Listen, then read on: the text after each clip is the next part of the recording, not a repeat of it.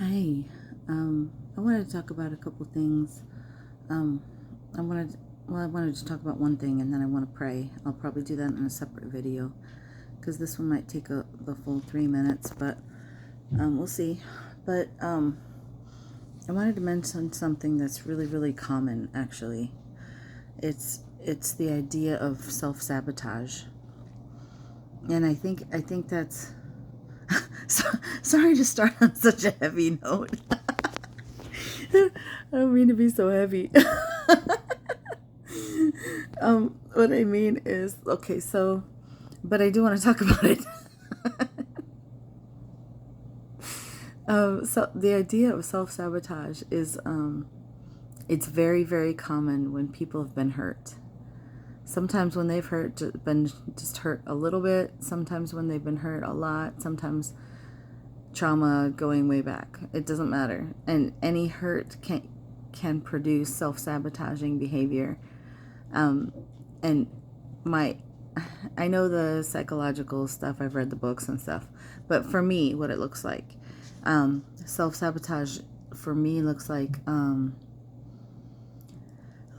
you get to experience something maybe normal or something good, and you don't really believe in your heart you're worth that, and so you think you're going to just get hurt again anyway, and I better protect myself and leave, or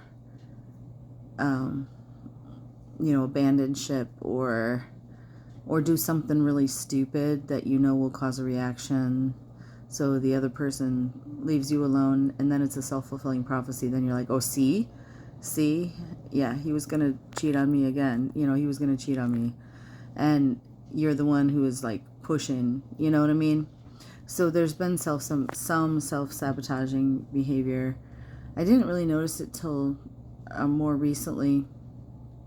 Like, anyway, but it's like you're scared that you're gonna get hurt again, so you behave in a manner that causes it not to work out again. So that's a very real possibility, and this is how I solved that. It took me a really long time to figure this out because I did it on my own for the most part. My brother helped me a little bit with this part, but like what I started doing was saying, going back to what the main issue was. The main issue was my feeling of unworthiness. Like I wasn't worth having good things happen to me. I wasn't worth good things working out. I had bad things happen to me. Everybody told me I wasn't worth it.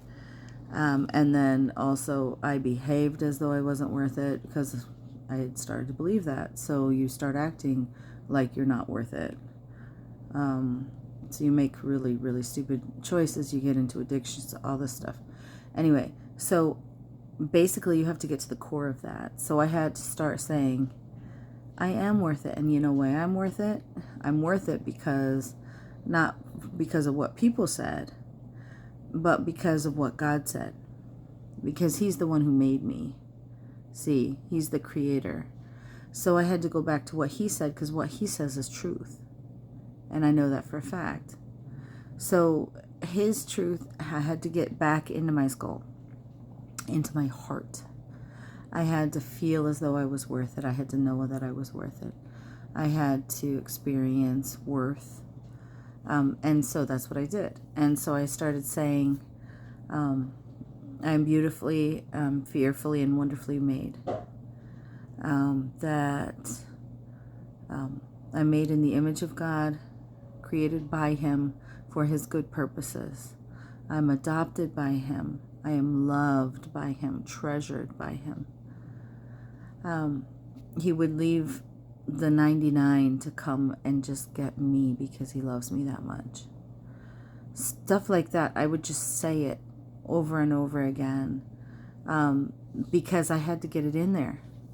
When you have years and years of believing what other people said for years and years and years and years, you start to believe that. And so then I had to get it back into my head, into my system.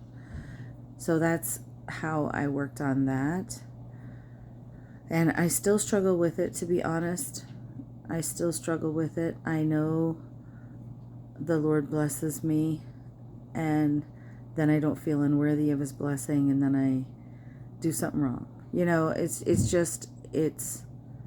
I see the same pattern, but seeing the pattern is part of the healing process, because you have to see it in order to confront it and challenge yourself and get the right thinking patterns in there. So that's where I am right now. So it's a process. I think healing takes a while. I don't like anything to take a while. So, well, some things to take a while, but I don't like a lot of things to take a while. I like to keep it moving, keep it going.